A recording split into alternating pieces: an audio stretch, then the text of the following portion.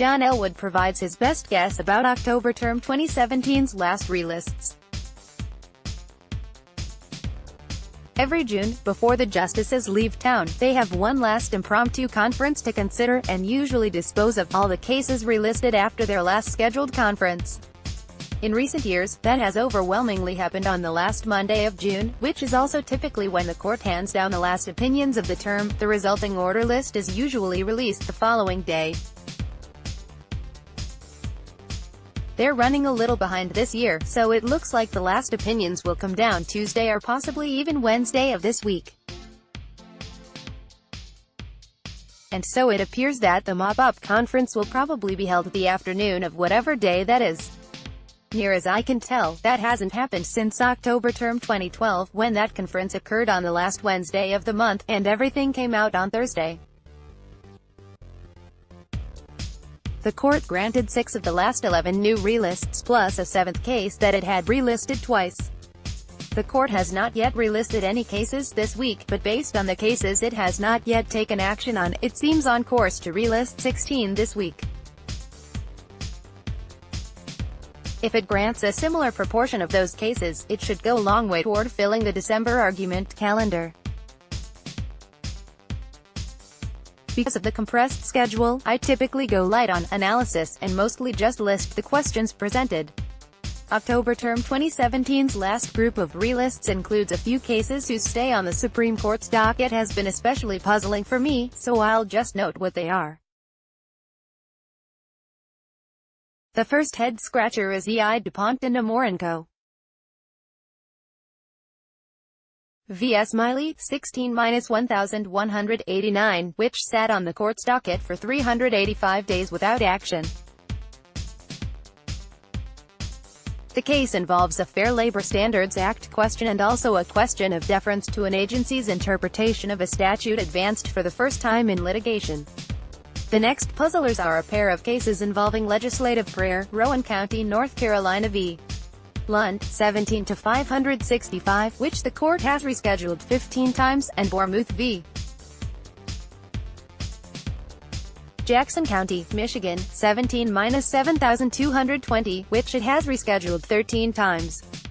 Next up are 2 cases that present the question whether the court should overrule Nevada v. Hall, which held that one state can open the doors of its courts to a private citizen's lawsuit against another state without its consent, Franchise Tax Board of California v. Hyatt, 17-1299, and Nevada Department of Wildlife v. Smith, 17-1348. If that issue sounds familiar, it's because the court granted review on one of those cases, Hyatt, a few terms back, but couldn't resolve the issue because the court was equally divided. Since that time, a new and potentially tie-breaking vote has joined the court. There are also 3 cases in which the court sought the views of the Solicitor General. Albrecht, 17-290, preemption, Herrera v. Wyoming, 17-532, a wacky jurisdictional dispute involving Wyoming's admission to the Union and Indian treaty rights, and Fourth Estate Public Benefit Corp. v. Wall-Street.com, 17-571, copyright. The SG recommended that the court grant cert in all 3, although he took the view that whether to grant in Merck presented close question. There's something for everyone here. There's also yet another redistricting, gerrymandering case, Harris v. Cooper, 16-166, yet another Armed Career Criminal Act case, Cowrie v. United States, 17-8160, apparently involving the same issue as the already granted United States v. Stitt, 17-765, a habeas issue, Sexton v. Boudreaux, 17-1106, a habeas jurisdictional issue, Gray v. United States, 17-7769, 2 cases presenting the question whether the Fair Debt Collection Practices Act applies to non-judicial foreclosure proceedings, Obdusky v. McCarthy. United States, 16-9187, and Villarreal Garcia v. United States, 16-9587. In Villarreal Garcia, the Federal Public Defender's Office told me it has a policy that it does not make available to the public documents that are not available through an electronic service. I hate to break it to them, but if the court grants review, there's a good chance that petition will be publicly distributed. And that's it for October term 2017. Thanks once again to Kevin Brooks for compiling the cases in this post one last time. And thanks to both Kevin and Kent Piacenti for performing that hideous task week in and week out all term. We've been on retirement watch for months. Tune in this October to see whether the Relist Watch team can muster the energy to do this one last time, or if Justice Anthony Kennedy will outlast us. New Relists Harris v.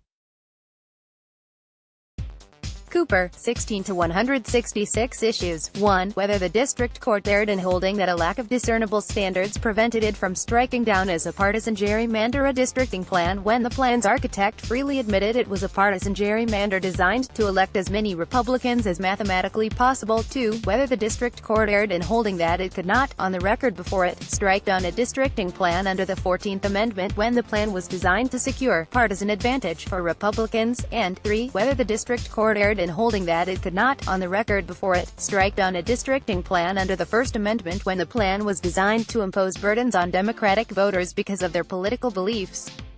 In addition, on May 26, the Supreme Court ordered the parties to brief the following issues. 1. Do the appellants have standing to challenge the remedial map as a partisan gerrymander? 2. Is the district court's order denying the appellants' objections to the remedial map appealable under 28 U.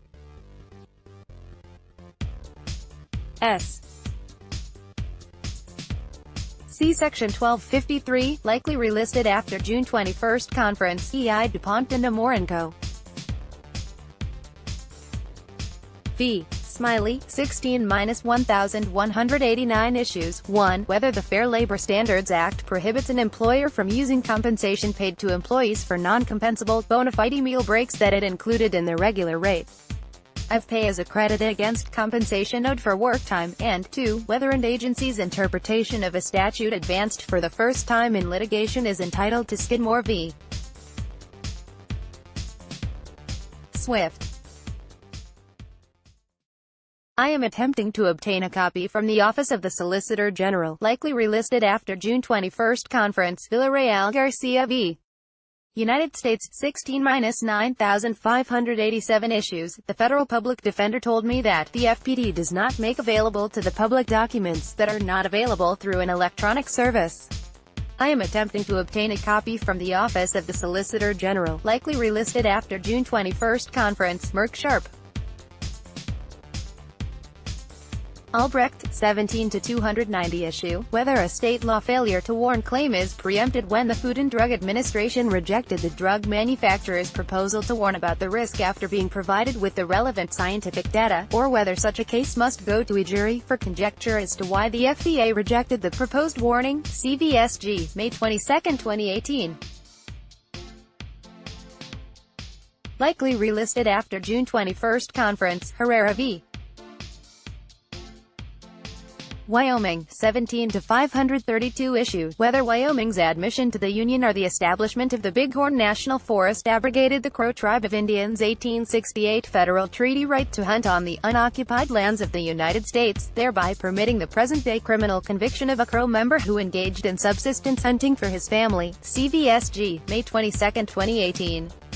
Likely relisted after June 21 conference, Rowan County, North Carolina v. Lund, 17-565 issue. Whether legislative prayer delivered by legislators comports with the Supreme Court's decisions, in Town of Greece v. Galloway and Marsh v. Chambers, as the en banc U.S. Court of Appeals for the Sixth Circuit has held, or does not, as the en banc U.S. Court of Appeals for the Fourth Circuit has held. Likely relisted after June 21 conference, Fourth Estate Public Benefit Corp. vwall-street.com, 17-571 issue. Whether the registration of a copyright claim has been made within the meaning of 17 U.S.C. Section 411(a), when the copyright holder delivers the required application, deposit and fee to the Copyright Office, as the U.S. Courts of Appeal for the Fifth and Ninth Circuits have held, or only once the Copyright Office acts on that application, as the U.S. Courts of Appeals for the 10th and, in the decision below, the 11th Circuits have held. CVSG, May 16, 2018. Likely relisted after June 21 conference, Sexton v. Boudreau, 17-1106 issue, whether the U.S. Court of Appeals for the Ninth Circuit violated the deferential review requirements of 28 U.S.C. Section 2254(d) by setting aside a state conviction based on its de novo analysis of an ineffective assistance claim, without fulfilling its obligation to consider whether fair-minded jurists could agree with the state court's contrary conclusion. Likely relisted after June 21 conference, Franchise Tax Board of California v. Hyatt, 17-1299 issue, whether Nevada v. Hall, which permits a sovereign state to be hailed into another state's courts without its consent, should be overruled. Likely relisted after June 21 conference, Obdusky v. McCarthy. Likely relisted after June 21 conference, Nevada Department of Wildlife v. Smith, 17-1348 issue, whether Nevada v. Hall, which permits a sovereign state to be hailed into another state's courts without its consent, should be overruled. Likely relisted after June 21 conference, Greer v. Green Tree Servicing LLC, 17-1351 issue, whether the Fair Debt Collection Practices Act applies to non-judicial foreclosure proceedings. Likely relisted after June 21 conference, Bournemouth v. Jackson County, Michigan, 17-7220 issues. 1. Whether legislative prayer delivered by legislators comports with the Supreme Court's decision in Town of Greece v. Galloway, or whether it constitutes government speech that violates the Establishment Clause and the historical understanding of our founders as expressed in their statements and practices and the Treaty of Tripoli. 2. Whether the command, "I'll rise and assume a reverent position," given by a government official before a prayer opportunity constitutes coercion under the standard created by the plurality opinion in Town of Greece v.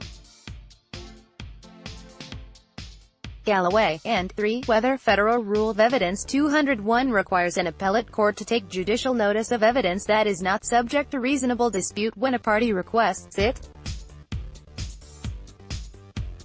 Likely relisted after June 21 conference, Gray v.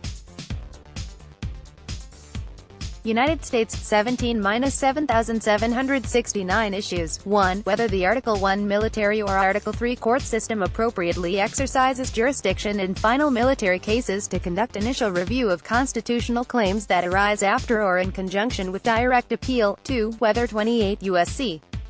Section 1259(1) confers certiorari jurisdiction over a decision of the Court of Appeals for the Armed Forces dismissing a coram nobis petition in a military death penalty case. Likely relisted after June 21 conference, Cowrie v.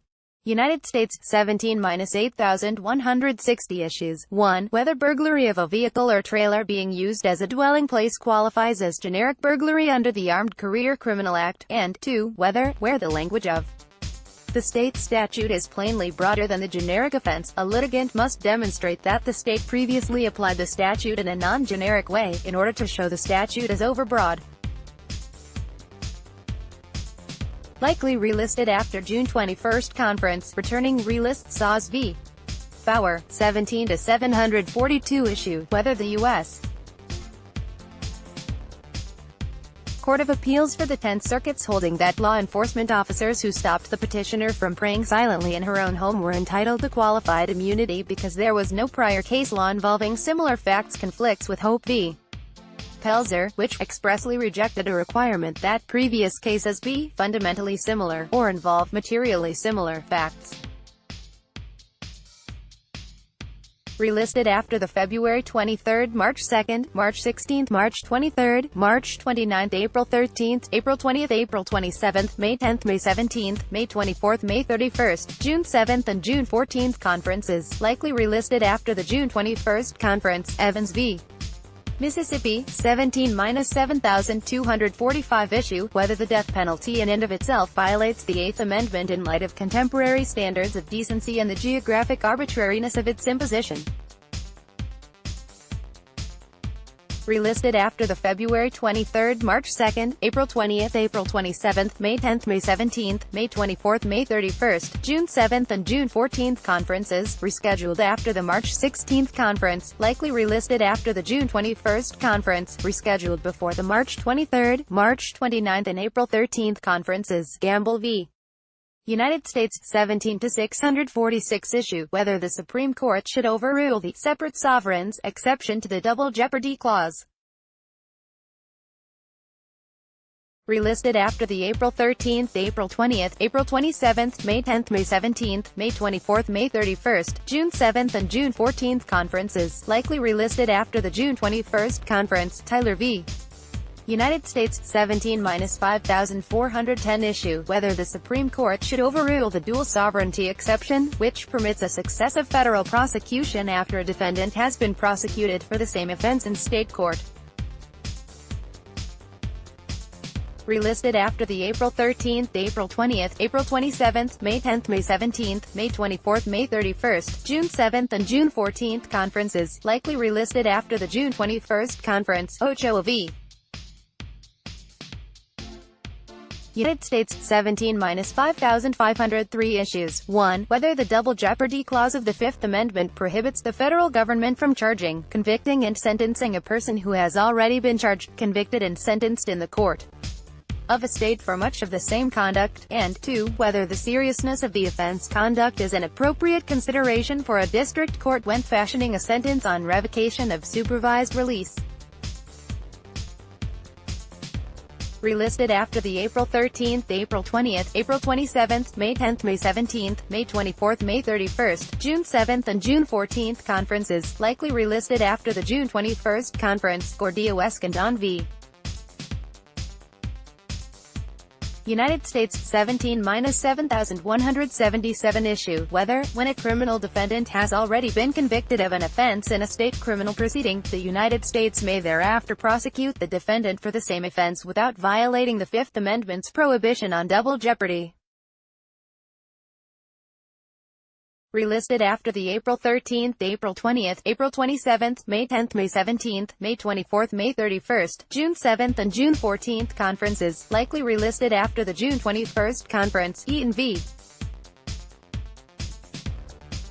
United States, 17-6680 issues. Petitioner is a pro se prisoner and the government waived its right to respond, so we have been unable to obtain a copy of the petition. Relisted after the April 20, April 27, May 10, May 17, May 24, May 31, June 7 and June 14 conferences, likely relisted after the June 21 conference. Bear comes out v. United States, 17-6856 issue, whether the separate sovereign concept actually exists when Congress's plenary power over Indian tribes and the general erosion of any real tribal sovereignty is amplified by the Northern Cheyenne Tribe's constitution in such a way that the petitioner's prosecutions in both tribal and federal court violate the Double Jeopardy Clause of the Fifth Amendment to the U.S. Constitution.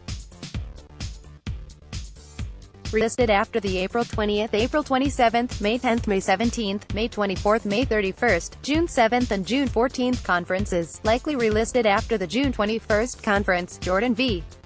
Mississippi, 17-7153 issues. 1. Whether incarcerating a prisoner over 4 decades awaiting execution, even after the state found at one point that a life without parole sentence was appropriate, violates the Eighth Amendment because it fails to serve any legitimate penological purpose. 2. Whether incarcerating a prisoner over 4 decades awaiting execution, with over half that time attributable to repeated constitutional violations in a succession of sentencing hearings, violates the Eighth Amendment because it fails to serve any legitimate penological purpose. Relisted after the April 20th, April 27th, May 10th, May 17th, May 24th, May 31st, June 7th and June 14th conferences, likely relisted after the June 21st conference. Quality Systems, Inc. Fee.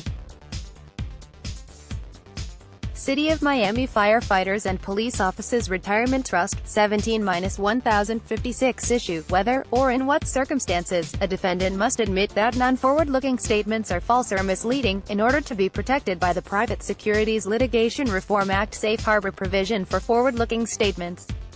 Relisted after the April 20th, April 27th, May 10th, May 17th, May 24th, May 31st, June 7th and June 14th conferences, likely relisted after the June 21st conference. Would v. Oklahoma, 17-6891 issues. 1. Whether a complex statistical study that indicates the risk that racial considerations enter into Oklahoma's capital sentencing determinations proves that the petitioner's death sentence is unconstitutional under the 6th, 8th and 14th Amendments to the U.S. Constitution, and 2. Whether Oklahoma's capital post-conviction statute, Okla. Stat. and Tit. 22 Section 1089 D-8B, and the Oklahoma Court of Criminal Appeals application of the statute in this case deny the petitioner an adequate corrective process for the hearing and determination of his newly available federal constitutional claim in violation of his rights under the 14th Amendment's Due Process and Equal Protection Clauses. Relisted after the May 17th conference, rescheduled before the March 2nd, March 16th, March 23rd, March 29th, April 13th, April 20th, April 27th, May 10th, May 24th, May 31st, June 7th, June 14th and June 21st conferences. Jones v. Oklahoma, 17-6943 issues. 1. Whether a complex statistical study that indicates the risk that racial considerations enter into Oklahoma's capital sentencing determinations proves that the petitioner's death sentence is unconstitutional under the 6th, 8th and 14th Amendments to the U.S. Constitution, and 2. Whether Oklahoma's capital post-conviction statute, Okla. Stat. and Tit. 22 Section 1089 D-8B, and the Oklahoma Court of Criminal Appeals application of the statute in this case deny the petitioner an adequate corrective process for the hearing and determination of his newly available federal constitutional claim in violation of his rights under the 14th Amendment's Due Process and Equal Protection Clauses. Relisted after the May 17th conference, rescheduled before the March 2nd, March 16th, March 23rd, March 29th, April 13th, April 20th, April 27th, May 10th, May 24th, May 31st, June 7th, June 14th and June 21st conferences. North Carolina v. Covington, 17-1364 issues. 1. Whether the district court had jurisdiction to consider challenges to the new districting plan the North Carolina General Assembly enacted after North Carolina's previous state districting plan was invalidated as a racial gerrymander. 2. Whether the district court erred by finding that 4 districts were racially gerrymandered even though the legislature did not consider race. 3. Whether the district court erred by considering and substantiating a state law challenge to 5 districts in which no plaintiff resides. 4. Whether the district court erred by refusing to allow the legislature to enact its own remedial plan. And 5. Whether the district court erred by imposing a map that improperly considered race. Relisted after the May 31st, June 7th and June 14th conferences, likely relisted after the June 21st conference. Sanders v. United States, 17-8002 issue, whether the Supreme Court should overrule the dual sovereignty exception to the Double Jeopardy Clause of the Fifth Amendment for serial state and federal prosecutions for the same conduct. Relisted after the June 7th and June 14th conferences, likely relisted after the June 21st conference. Was v. Idaho, 17-425 issue, whether, when an officer elicits an admission without first providing a Miranda warning, the admissibility of the suspect's post-warning statement is governed by the objective, subject-focused test adopted by the plurality opinion in Missouri v. Seibert, or the subjective, officer-focused test adopted by Justice Anthony Kennedy's separate opinion in that case. Relisted after the June 14 conference, likely relisted after the June 21 conference, Nieves v.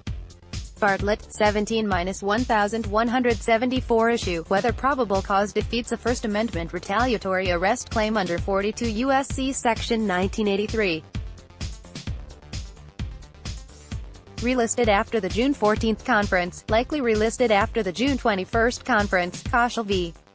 Indiana, 17-1356 issues. 1. Whether, when a resident alien pleads guilty after incorrect advice by counsel as to clear immigration consequences and discovers the error prior to sentencing, a defendant must prove that he would have opted for trial had he been correctly advised when the sole remedy he seeks is to proceed to trial. 2. Whether, when a defendant learns the immigration consequences 3 weeks after his guilty plea and promptly demands to go to trial, that adequately proves he would have opted for trial had he known the immigration consequences of his plea before he pleaded guilty. 3. Whether the instant case represents a pattern of Indiana cases in which alien defendants who plead guilty while ignorant of the immigration consequences of their respective plea are unfairly denied their Sixth Amendment rights to effective assistance of counsel in trial by jury. Relisted after the June 14 conference, likely relisted after the June 21 conference. Recommended citation, John Elwood, Relist Watch, The Final Countdown, SCOTUSblog, June 25, 2018, 8:39 p.m. http://www.scotusblog.com/2018/06/relist-watch-the-final-countdown/